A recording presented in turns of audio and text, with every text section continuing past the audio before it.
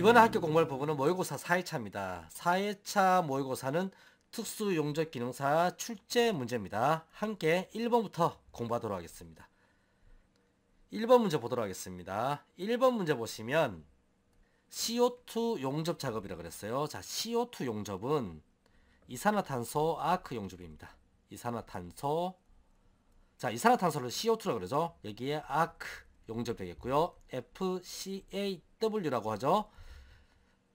이러한 이산화탄소 아크 용접에서 가스의 유량은, 필요한 가스 유량은 낮은 전류에서 얼마가 적당한가 라고 했어요. CO2 아크 용접은 아래의 해설 보시면 저전류 영역에서 200의 미만입니다. 고전류 영역은요 200의 이상이 됩니다.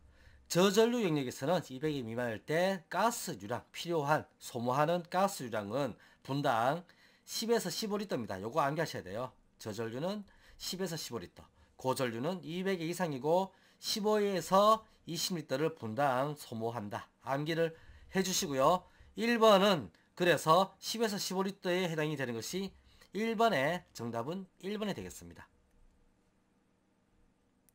2번 함께 보도록 하겠습니다. 두 번째 문제, 피복 아크 용접의 결함 중에서 용착 금속의 냉각 속도가 너무 빠르거나 용착 금속은 녹아서 들어가는 금속이죠. 그죠? 용입되는 금속이에요. 용접 금속. 자, 용착 금속입니다. 모재의 재질이 불량할 때 일어나기 쉬운 결함으로 적당한 것은 그랬죠. 모재의 재질이 불량할 때. 자, 1번 용입 불량이 있고, 2번 언더컷 있고, 3번 오버랩, 그리고 4번 선상 조직입니다. 첫 번째 용입 불량. 용입은 녹아서 들어가는 걸 얘기합니다.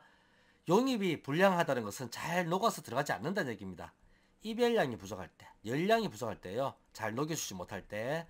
그리고 이럴 때는 전류가 낮고, 그리고 용접봉의 용접 속도가 너무 빠를 때, 그리고 루트 간격이 좁아서, 루트 간격 어디냐 하면 맞대기 용접을 한다고 이렇게 봅시다. 하는데 여기서부터 용접을 이렇게 올라와야 됩니다. 올라와야 되는데 여기에 있는 이 간격, 이거를 루트라고 해요. 이게 너무 좁으면 녹아서 들어가지를 못합니다. 용입이 안 되죠. 이 부분에 반대편에 용입이 안 돼요. 그래서 용입 불량이 되겠죠. 루트 간격이 너무 좁을 때, 이럴 때 많이 발생하고, 뭐 불순물이 있어서 용입을 방해할 때도 많이 발생을 합니다. 그리고 두 번째, 언더컷이란 모재가 이렇게 있으면, 그죠? 용접을 하게 되면 여기서부터 이렇게 올라옵니다. 올라오는데 용접이 이렇게 된 거예요. 여기에 용입이 다 되지 않은 것이에요. 이것은 용접봉이 용접열이 너무 가해서, 자, 그러니까 이별량 과다입니다. 이별량 과다로 원래의 모재가 녹아내리는 경우도 있어요. 그래서 전류가 높은 경우, 그리고 용접봉 속도가 너무 낮아서 녹아내리는 경우, 계속 열을 가하는 경우, 그리고 아크가 길어서, 아크가, 자, 용접 불꽃이죠. 길어서, 너무 길 때, 이럴 때 많이 발생을 합니다. 그러면 그 다음은 오버랩 있죠. 오버랩. 오버랩은 이별량이 너무 작을 때, 가소할 때, 전류가 낮고 용접봉 속도가 너무 빠를 때, 그리고 아크가 짧을 때 많이 발생합니다. 오버랩은 용접 결함에서 이렇게 맞대기에서 어떻게 되느냐, 용접이 이렇게 돼서 이렇게 덮어버립니다. 자, 그래서 전류가 낮아서 모재를 미처 여기를 녹이지 못할 때, 그리고 용접 속도가 빨라서 덮어버릴 때, 이럴 때 덮어버리는 것이 오버랩이에요. 자, 선상 조직은 문제에서처럼 용착 금속의 냉각 속도가 너무 빠르거나 또는 모재의 재질이 불량할 때 발생하는 것이 선상 조직이에요. 그러면 이거 방지책은 선행을 해야 됩니다. 선행. 급냉을 하면 안 되죠. 급냉하면 안 됩니다. 그리고 고산화철계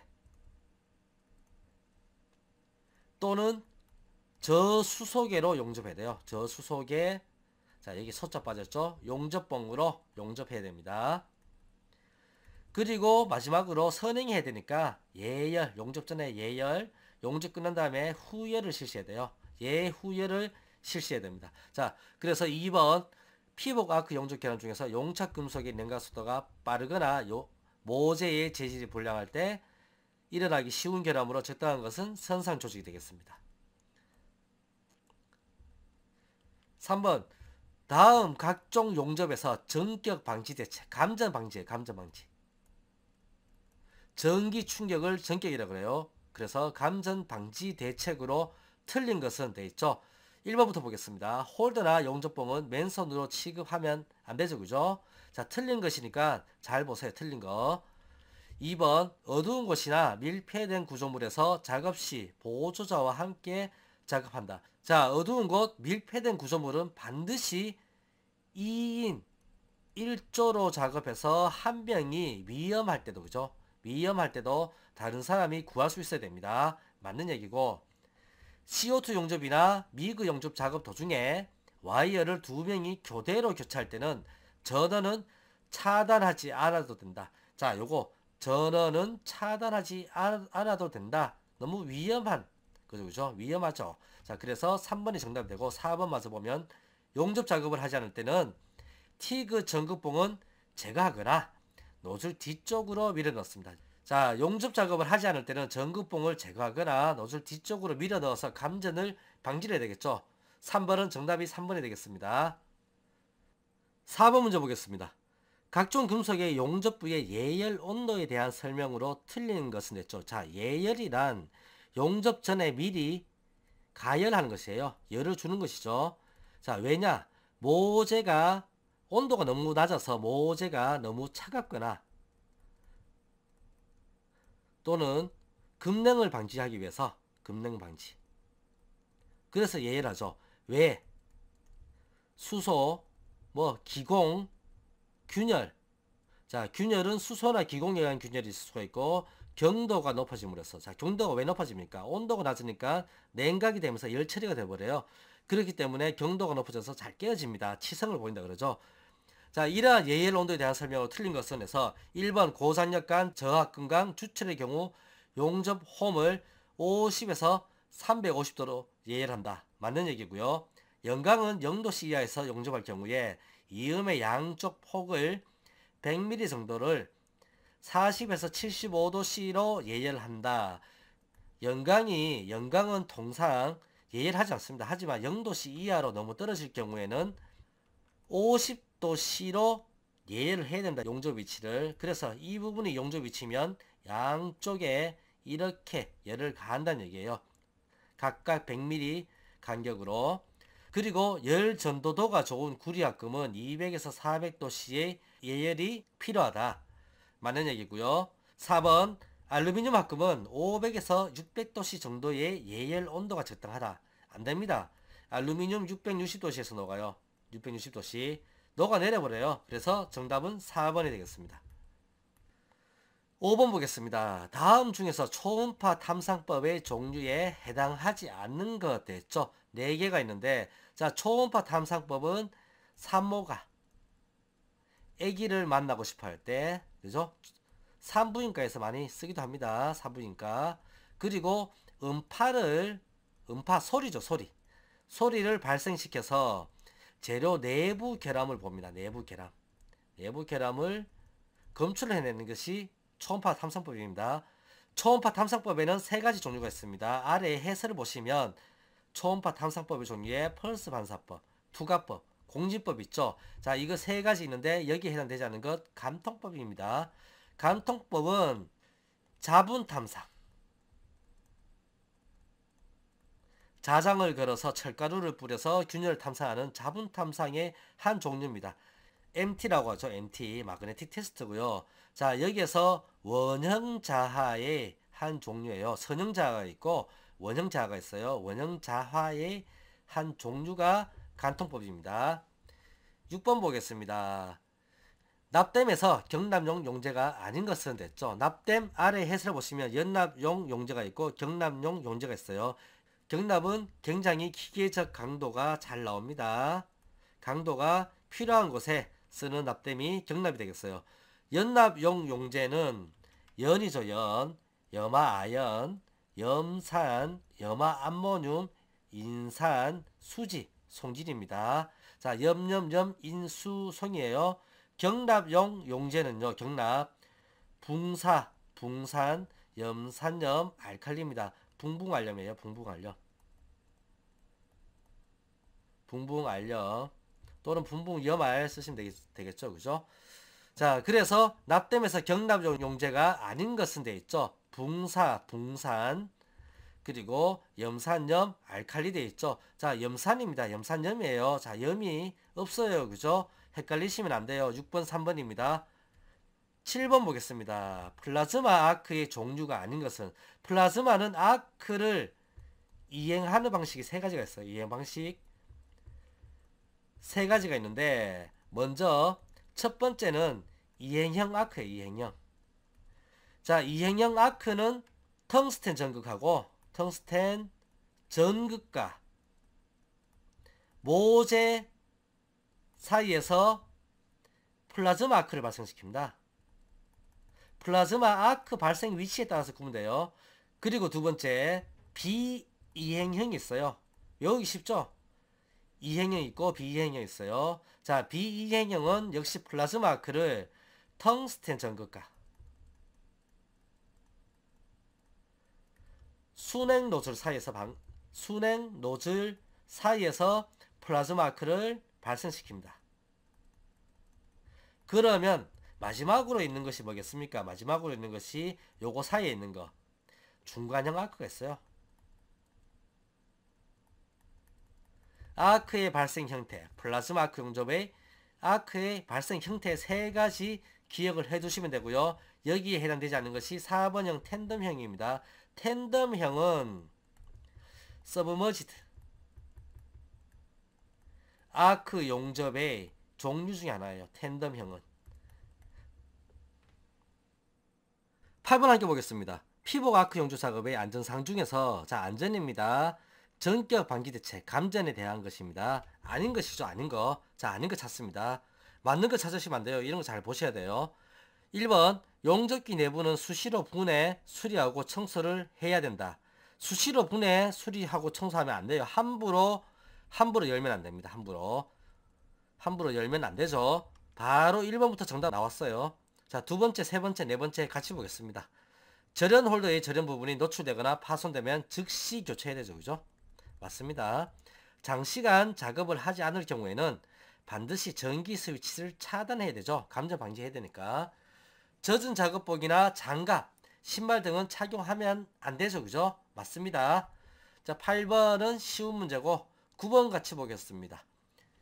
서브머지드 아크 용접에서 동일한 전류 전압의 조건에 사용되는 와이어 지름의 영향에 대한 설명 중 옳은 것은 해서 1번부터 보면 와이어 지름이 크면 용입이 깊다라고 되어 있죠. 자, 이것은 전류와 전압에 관한 문제입니다. 그리고 여기에 와이어 지름에 관한 이 상관관계에 관한 문제인데요. 직경이 이만한 거하고 직경이 요만한 거하고 통전되는 전압이 다릅니다. 그리고 모재가 있죠. 모재가 있어요. 자, 직경이 크게 되면 저항이 적어져요. 저항이 떨어지고, 직경이 작게 되면 전기가 이렇게 통하는 데 있어서 저항이 올라갑니다. 단면적이 적어지죠. 단면적이 큽니다. 따라서 적은 것이 발열이 많아져요. 열이 많이 발생합니다. 잘 녹아내려요. 그래서 용입이 깊게 되고요. 넓은 것은 평평하게 퍼지면서 용접이 잘 안 돼요. 그래서 와이어의 지름이 크게 되면 용입이 얕죠. 와이어의 지름이 작으면 용입이 깊게 됩니다. 이렇게 되죠. 열이 많이 발생되니까 발열이 많이 되어서 열을 많이 줄 수 있어요. 와이어의 지름과 상관없이 같습니다. 틀렸고요. 와이어의 지름이 커지면 비드 폭이 좁아집니다. 아닙니다. 제가 이런 말씀드렸죠. 와이어의 지름이 커지면 발열량이 떨어져서 저항이 낮아지기 때문에 전기가 잘 통해요. 그래서 발열량이 낮아져서 넓게 퍼집니다. 비드 폭이 넓다. 그래서 정답은 2번이 되겠습니다. 와이어의 지름이 작으면 용입이 깊다. 옳은 것이죠. 10번 보겠습니다. 맞대기 용접이 위험해서 자, 맞대기 용접이음이에요. 모재의 인장 강도가 40kg per 제곱밀입니다. 제곱밀이당 40kg을 모재가 견딜 수 있어요. 자, 용접 이렇게 되어 있죠. 그리고 용접 시연편의 인장 강도가 45kg per 제곱밀입니다. 밀리미터당 제곱밀이당. 이럴 때 이음 효율은 몇 프로인가 라고 해서 원래 모재는 제곱밀리당 40kg을 견딥니다. 그리고 용접부 여기가 제곱밀리당 45kg을 견뎌요. 용접부가 더 강하죠. 자, 이럴 때 이음 효율은 어떻게 됩니까? 모재의 인장 강도 이음 효율 에타라고 둡니다. 효율 모재의 인장 강도 분해 용접부의 인장 강도요. 인장 강도 만일 모재의 인장 강도가 100이 나왔어요. 그런데 용접부 인장 강도가 90이 나왔다. 그러면 요건 90%가 되죠. 그런데 여기에서는 문제에서는 용접부 인장 강도는 45죠. 45고 모재의 인장 강도는 40입니다. 40. 그러면 언뜻 봐도 100%가 넘어갑니다. 밑에 보겠습니다. 112.5%죠. 그죠? 계산하시면 112.5%가 나와요. 1.125가 나와요. 그래서 정답은 4번이 되겠습니다. 11번 문제 같이 보겠습니다. 용접 이별이 일정한 경우에는 자, 들어오는 열량이 일정합니다.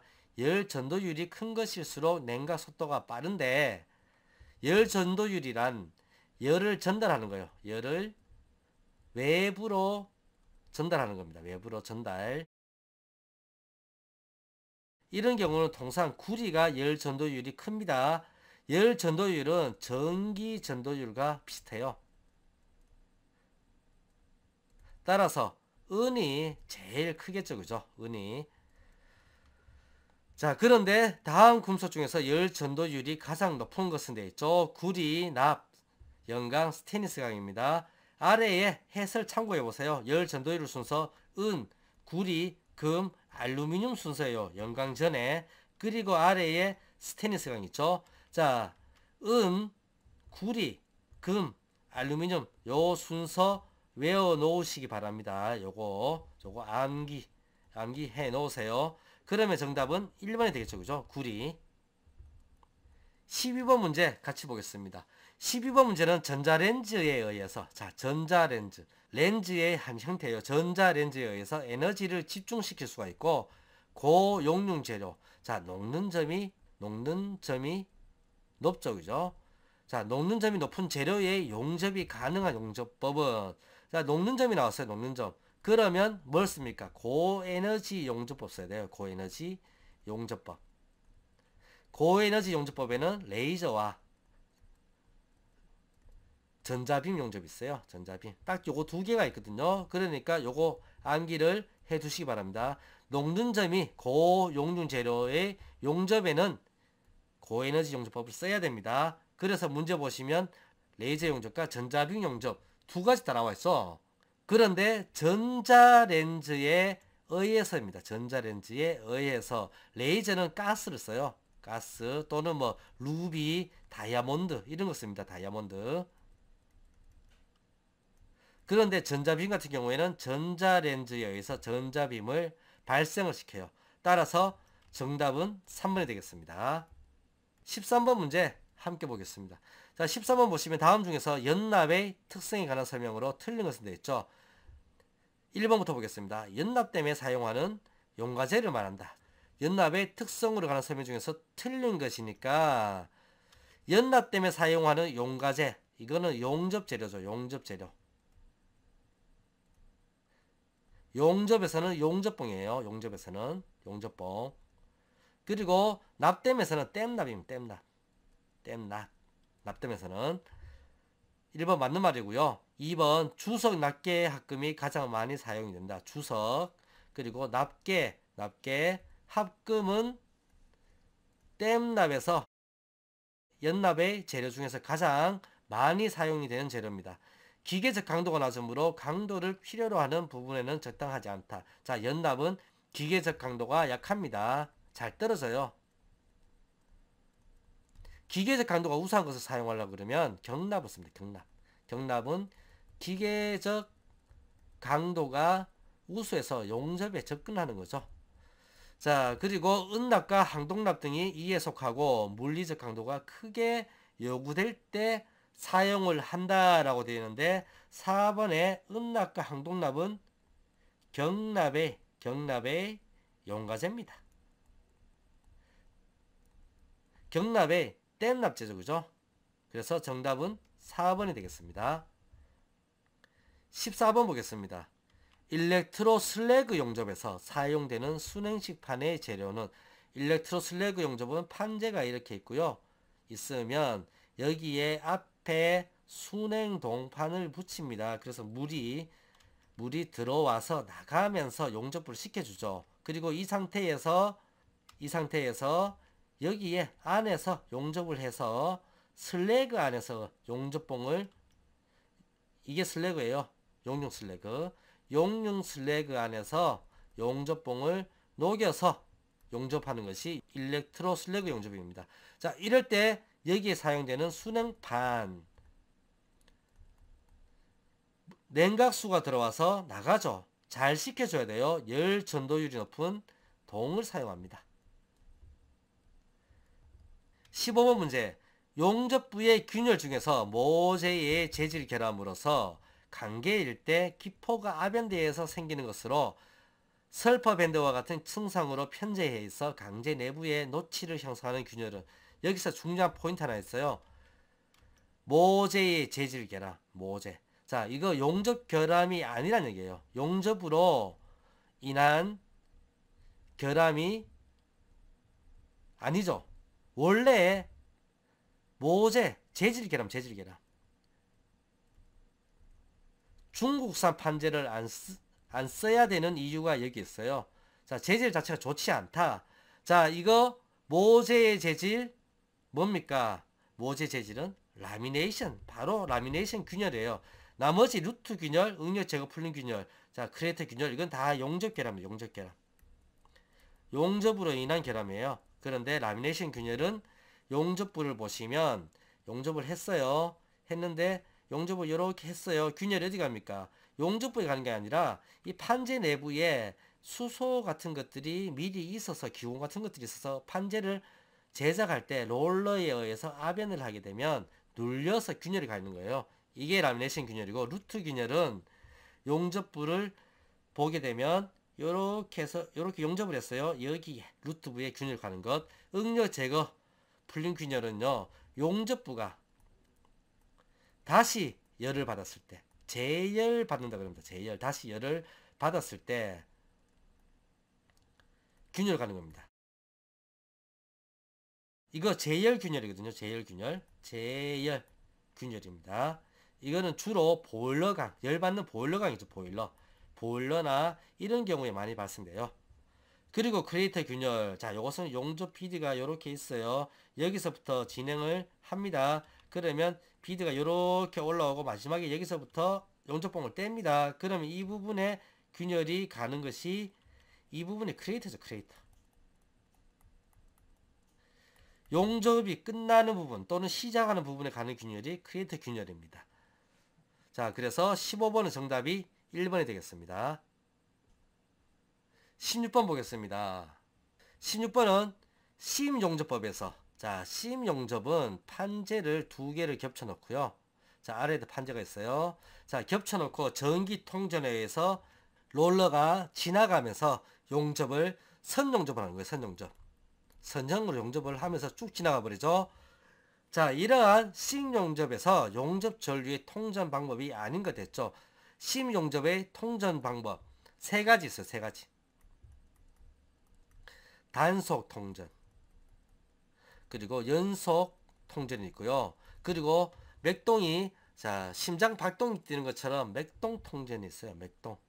폴짝 뛰는 맥동 통전 세 가지가 있습니다. 여기에서 아닌 것이죠. 아닌 것은, 자, 찾아보시면 직병렬, 단속, 맥동, 연속이죠. 자, 직병렬이 없습니다.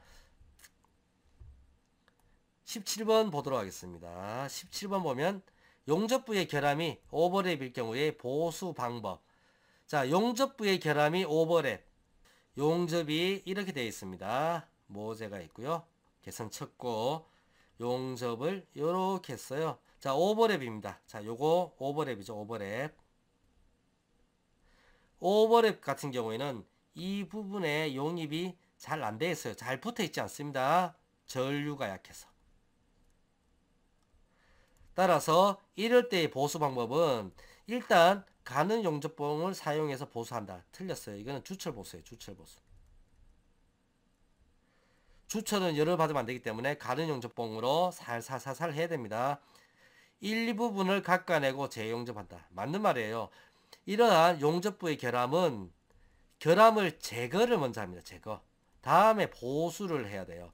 따라서 이 부분에 결함을 요만큼 파내요. 파내고 여기에 다시 살을 올려서 가는 용접봉으로 용접을 해야 됩니다. 2번이 정답이고요. 양단의 드릴로 정지 구멍을 뚫고 깎아내고 재용접한다. 이거는 균열 보수예요. 균열 보수. 만일에 균열이 이렇게 하고 있어요. 자, 놔두면 그대로 계속 진행을 합니다. 하지만 여기에 구멍을 뚫어버립니다. 이게 정지 구멍입니다. 그리고 여기를 채워 넣어요. 그러면 균열이 더 진전되지 않습니다. 균열 보수 방법이고 그 위에 다시 재용접한다. 여기 덮어 씌운다는 얘기죠. 이거 안 좋은 방법이에요. 이미 안에 여기에 균열이 있습니다. 균열. 용접이 완전히 안 되어 있죠. 따라서 17번은 2번이 정답이 되겠습니다. 제거한 다음에 보수해야 되겠죠. 18번 다음 중에서 용접 열원을 외부로부터 가하는 것이 아니라 금속 분말의 화학 반응에 의한 열을 사용해서 용접하는 방식은, 자, 금속 분말의 화학 반응, 이거 테르밋입니다. 테르밋. 테르밋 현상에 의해서 용접을 하죠. 뭐를? 철길의 레일을 밖에서 레일끼리 중간에 연결할 때, 그죠? 자, 레일이 이렇게 있어요. 자, 이 레일과 이 레일을 연결할 때 요만큼을 용접을 합니다. 요 형태를 뭘로 합니까? 테르밋 현상을 이용한 테르밋 용접으로 합니다. 19번 넌가스 아크 용접의 설명으로 틀린 것은, 자, 넌가스 아크 용접, 이거는 넌입니다. 넌. 가스입니다. 가스가 없다라는 얘기예요. 가스. 보호가스를 사용하지 않는다는 얘기인데, 보호가스를 실제로 사용하지 않는 것이 아니라 와이어, 용접 와이어나 또는 와이어 내부에 용제를 넣어요. 용제. 영어로 플럭스입니다. 용제를 넣어서 이거에 의해서 발생 가스로 보여요. 자, 여기에서 넌가스 아크 용접 설명으로 틀린 것이죠. 틀린 거 보면 보호가스나 용제를 필요로 한다. 자, 이미 넌이라고 나왔어요. 이거 없다라는, 뭐 없다 아니다라는 부정사죠. 그죠? 그래서 정답 1번이고, 바람이 있는 옥에서 작업이 가능하다. 이거 아닙니다. 용접은 바람에 약합니다. 용접 장치가 간단하면서 운반이 필요하다. 아니고요. 4번은 용접 비드가 아름답고 슬래그 방리성이 좋다. 넌가스 아크 용접의 경우에는, 와이어의 경우에는 슬래그 자체가 없고요. 내부에 용접가 있어도 방리성 자체가 좋고, 그리고 이 특징이 비드가 아름답습니다. 자, 정답은 1번이 되겠습니다. 20번 함께 보겠습니다. 로봇 용접의 분류 중에서 동작기구, 자, 이거는 본체입니다. 본체. 동작기구로부터의 분류 방식이 아닌 것은 해서, 뭐 PTB 좌표 로봇 있고, 직각 좌표 로봇 있고, 극좌표 있고, 관절 로봇 있죠. 이거는 본체를 가동하는, 뭐 움직이는 방식입니다. 움직이는 방식인데, 여기에서 아래에 해설 참조해 보시면 로봇 형식이 있어요. 직각 좌표, 원통 좌표, 극좌표, 다관절 로봇, 이동 로봇 있죠. 이건 좌표를 설정하는 방식, 설정해서 가동하는 방식인데, 없는 건 뭡니까? 1번 PTB 좌표 로봇, 이거는 없는 겁니다. 이런 거는 없어요.